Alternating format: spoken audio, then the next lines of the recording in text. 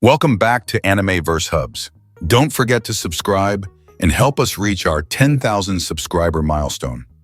Also, this is a spoiler breakdown of the upcoming Tales of Herding Gods, episode 49, and everything based on the novel. It might not be exactly in the Donghua.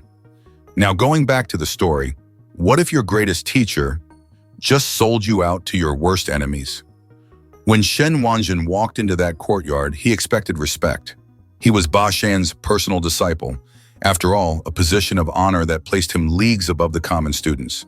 He carried himself with the unshakable confidence of a young prodigy, certain of his place in the world and his master's favor. Instead, he got the shock of his life, a public humiliation that would curdle his pride into pure resentment. "You must call him Martial Uncle," Ba Shan declared, his voice calm but carrying an authority that permitted no argument. He pointed a casual finger at Qin Mu, the so-called abandoned commoner, whose very presence was an insult to the esteemed scholar's residence. The words hit Shen Wanjun like a physical blow. The air crackled with stunned silence as every student present processed the insane declaration. A senior disciple, the pride of his generation, bowing to a boy from the slums. It was unthinkable, a complete inversion of the natural order. "But why?" Shen Wanjun protested, his voice cracking with desperation. "What if my cultivation surpasses his? What if I prove myself stronger?"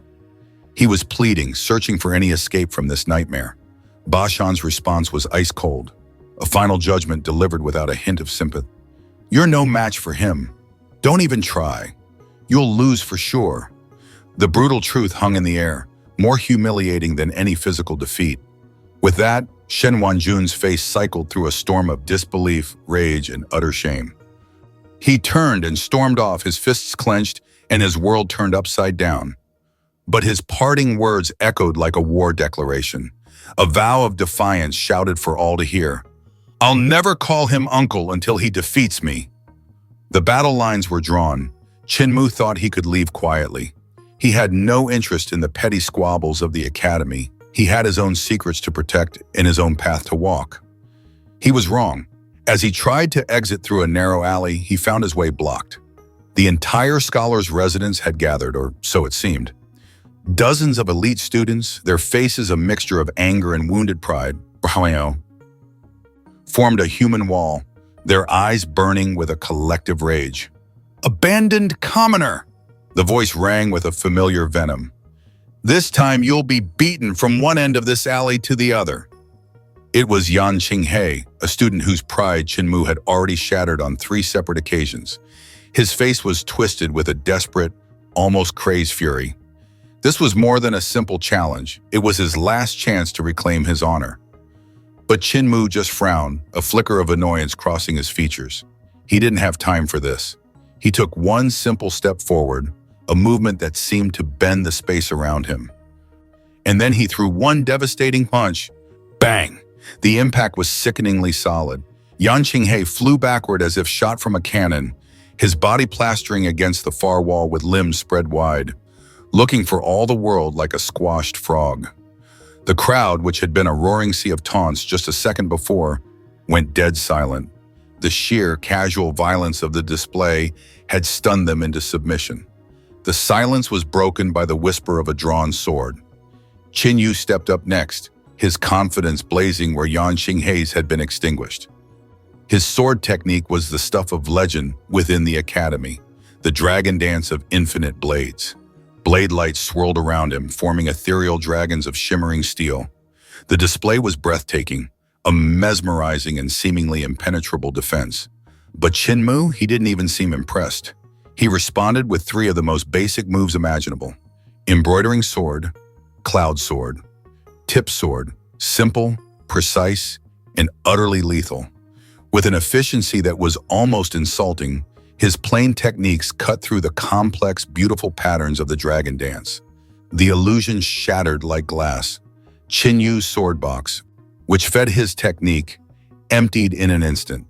Panic flooded his eyes as he realized his ultimate art had been dismantled by beginner's moves. The counterattack came in a flash, and he was disarmed and defeated.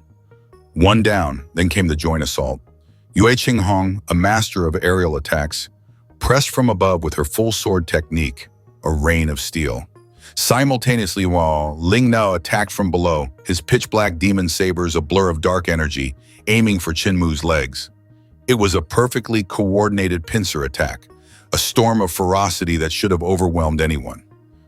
Qin Mu simply stood his ground and calmly flecked his finger. In that instant, his vital qi exploded outward into hundreds of shimmering beams of light. The beams converged, weaving together to form a colossal sword pillar of pure energy that erupted from the ground, crushing everything in its path. Both attackers were thrown backward like leaves in a hurricane, their weapons scattered like toys.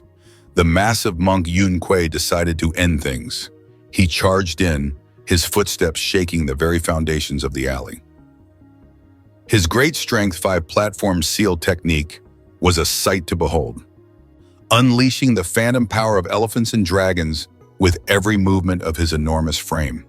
It was the very definition of unstoppable force. That unstoppable force met an immovable object. Qin Mu's fist thundered down, moving with the speed of divine lightning. The air itself seemed to crackle as his punch broke through the monk's powerful seal technique. The seal shattered into motes of light, and Yan Qinghe was blasted backward. The force was so great that his robes disintegrated, leaving him to land in a heap, clad in nothing but tattered undergarments. The crowd gasped, their shock quickly turning into barely suppressed laughter at the sight of the nearly naked, humiliated monk. The humiliation was complete. One by one, the challengers fell. Explosions of vital qi rang out. Walls collapsed. Dust and debris filled the air. But through it all, Qin Mu stood calm and centered, his clothes barely stained, while the elite students of the academy groaned in the rubble around him. After the massacre, a surprising development occurred. Ba Shan Jijiu moved in with Qin Mu. The official orders were to prevent him from causing disasters everywhere, a task that seemed both absurd and necessary. Soon, the tension of a teacher rooming with a student dissolved in the flow of wine. Ba Shan, it turned out, got drunk easily and became the ultimate gossip queen. "You see that one?" he'd slur, gesturing wildly. "He's skilled in swords, but his family has a terrible scandal. And oh, let me tell you about the inner palace romance between—" Qin Mu listened, his initial shock giving way to amusement. This revered, strict teacher was more gossipy than his old friend Wei Yong. But then, in the middle of his drunken rambling, Ba Shan mentioned something that made Qin Mu's heart skip a beat. "You know, I once met my teacher again after many years. A strange encounter. He was with a crippled man who runs like the wind, and a blind man who beat me up senseless before challenging me to a poetry contest." The butcher. The cripple. The words struck Qin Mu like lightning. He froze, the wine cup halfway to his lips. Ba Shan was talking about his secret benefactors, the mysterious guardians from his past. That night, unable to sleep, Qin Mu practiced his saber in the moonlight. The pig-slaughtering saber technique, a name so crude yet a style so deadly, flowed through his movements. Each slice and thrust was precise, economical, and designed for maximum lethality. From his window, Ba Shan glimpsed the technique and froze solid. A look of utter disbelief crossed his face, followed by a flash of recognition. In an instant, his own saber was drawn, and he was in the courtyard, engaging Qin Mu without a word. Steel clashed against steel under the pale moon. But this was no ordinary duel, it was a conversation. They improvised poetry between strikes, their verses as sharp as their blades, a unique tradition of their shared school. Finally, as if guided by a single mind, both sheathed their weapons. They turned their backs to each other, and then they saluted simultaneously. "Junior brother, senior brother," the words were spoken in perfect unison. They were both disciples of the legendary butcher. In one moonlit revelation, they had gone from teacher and student, from rivals to blood brothers.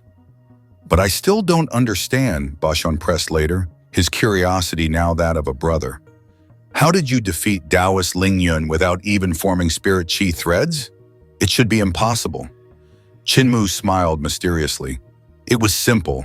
I thrust a single sword and he lost." "Prove it," Ba Shan challenged, his eyes gleaming. Qin Mu didn't reach for a weapon. He simply bent down and picked up a simple, dry stick from the ground. holding it as if it were the most sacred blade in the world. The air grew heavy, his focus sharpened, and the ordinary stick seemed to hum with terrifying potential. And then he thrust. Boom! A deafening explosion tore through the courtyard. The door and walls of the adjacent room didn't just break, they vaporized into rubble and dust. Ba Shan was blasted backward, tumbling through the air before crawling out of the debris with a soot-covered face and wild, singed hair. But he wasn't angry. He was laughing, a sound of pure, unadulterated joy. No wonder Ling Yun lost. Even I couldn't block that unprepared. What a monstrous technique! The explosion drew crowds of curious students. Seeing Ba Shan covered in soot and Qin Mu standing amidst the destruction, they assumed the abandoned commoner had finally been disciplined by the strict teacher. Smirks and anticipatory grins spread through the crowd. They were about to learn just how wrong they were. Ba Shan got to his feet, dusted himself off, and shouted loud enough for everyone in the scholar's residence to hear.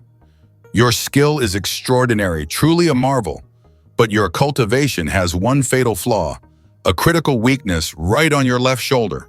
The words hit the crowd like a bomb. Whispers erupted instantly. Finally, the weakness of the seemingly invincible commoner was revealed. The students' eyes gleamed with a malicious, predatory light. They thought they had been given the key to his defeat, a clear path to reclaiming their stolen honor. But as the sinister smile spread through the crowd, a knowing look passed between Ba Shan and Qin Mu. Was Ba Shan really betraying his newfound junior brother? Or was this all part of a much deeper, more cunning game? The trap was set, the bait was perfect, and every single student just took it. That's it for today's breakdown. What do you think about Ba Shan's so-called betrayal? Let us know in the comments, and don't forget to like, share, and subscribe for tomorrow's episode 50 breakdown.